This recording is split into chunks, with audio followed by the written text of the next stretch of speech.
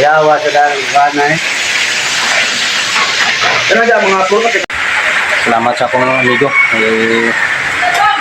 Pabot mi diri sa mo lugar kamong print. Ulan man sa yati lugar sang akon mga relatives.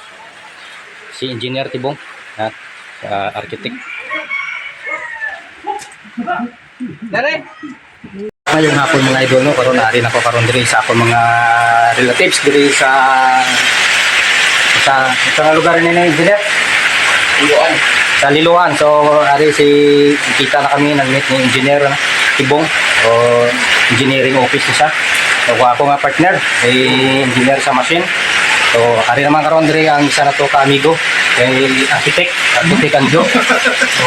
So, mayroon kaming naluto ngayon. Makain mo kayo nito. Ayan. Oh.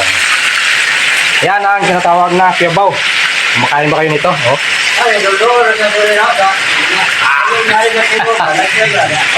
Tingnan mo mamaya mga idol pagluto na. Sarap nito.